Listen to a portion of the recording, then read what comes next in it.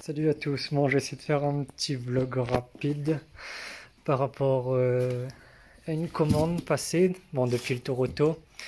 Déjà j'avais mes disques de frein arrière, bon il fallait les changer, les plaquettes de frein arrière, pareil, elles commençaient à arriver en fin de vie car j'ai eu les étriers qui se sont grippés à l'arrière, surtout un côté, donc j'ai remplacé par du neuf. Et ben, du coup, il restait quelques bouts de plaquettes quand même derrière, donc j'ai fini les plaquettes.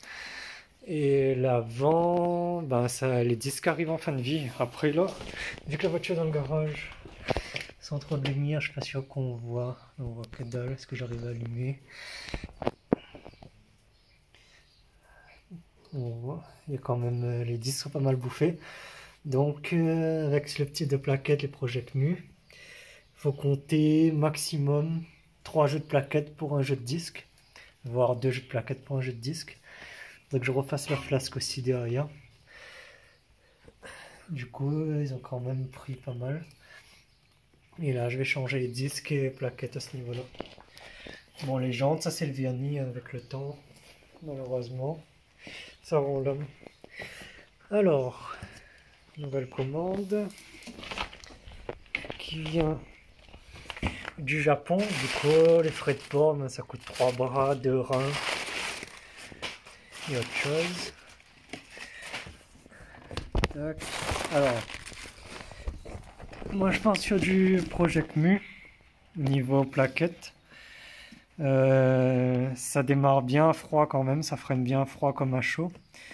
Le seul souci c'est que ça fait parfois beaucoup de bruit, parfois pas du tout. Ça dépend vraiment est-ce qu'elles ont roulé fort juste avant ou pas. Niveau packaging, ils ont quand même bien changé. Maintenant c'est un peu plus stylé et tout. Avant c'était des grosses boîtes comme on avait l'habitude de plaquettes de frein. J'avais une boîte de PBS. C'est quoi PBS? Ouais, PBS en stock. Mais je vais pas les utiliser dans le sens où je vais garder un jeu de côté, soit je revends, je sais pas encore. Car ben je connais pas, moi j'ai pas le feeling par rapport à ça. Je connais les Project Mu, donc je préfère garder sur ce que je connais et partir sur une base où c'est que je suis tranquille et je sais le feeling que j'ai et qu'il n'y a aucun souci à ce niveau-là, quoi. Donc voilà, donc ça c'est l'arrière, c'est tout petit.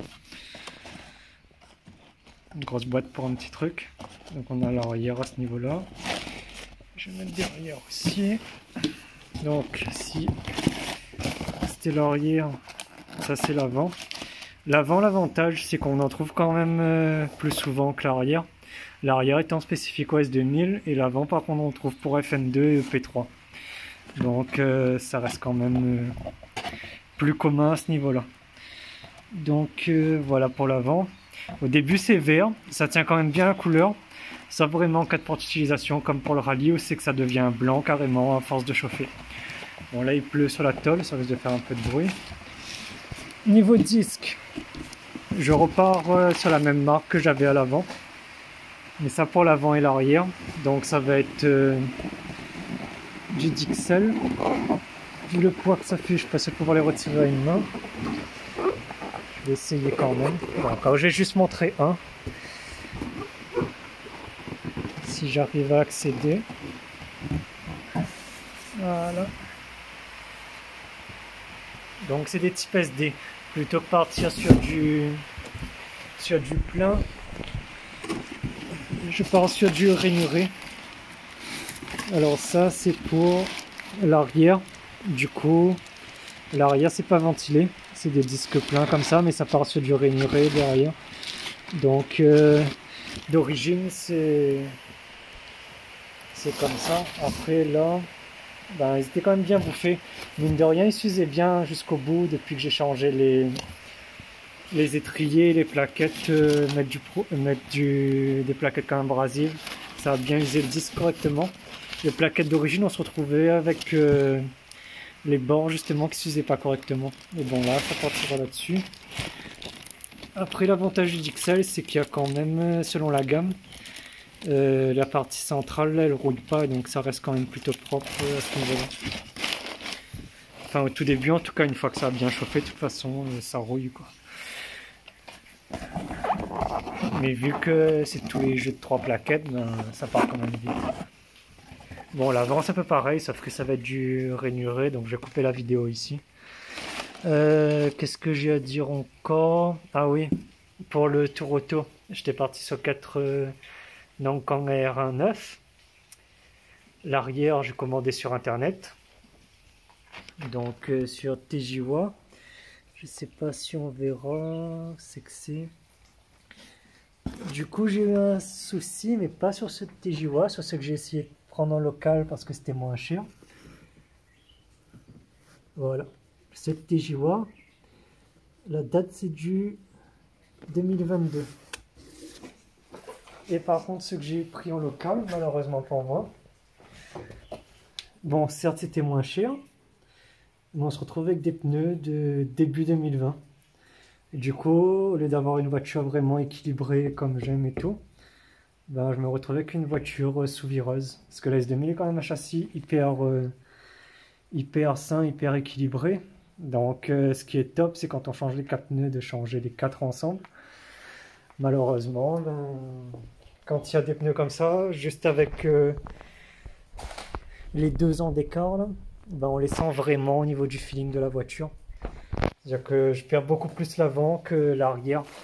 Après, il faut savoir qu'une fois que l'arrière sera bien usé, ben, je retrouverai un équilibre avant qu'elle redevienne survireuse quand les pneus arrière seront en fin de vie. Mais bon, après, ça reste quand même fun entre guillemets quand ça arrive à ce stade-là. Après, si vraiment je veux continuer le VMRS, ce que je vais devoir faire, c'est trouver un jeu de jantes pour passer avec un setup pluie. Parce que le Nankang, bon, j'arrive à me débrouiller sous la pluie avec, mais c'est pas non plus top en cas de forte pluie, vraiment. Et comme les jeux de jantes sur S2000, ben, c'est quand même spécifique, je vais essayer de trouver un jeu de monte d'origine, un jeu de jantes d'origine, et partir dessus comme ça. J'ai pas décollé les autocollants, ça vous comprendrez la raison bientôt.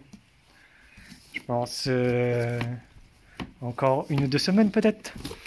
Bon allez, ceux qui sont encore là, merci, laissez un commentaire, partagez la vidéo, abonnez-vous, si jamais vous avez des questions, n'hésitez pas à poser en commentaire et je répondrai à vos questions par la suite. Merci, allez, bye.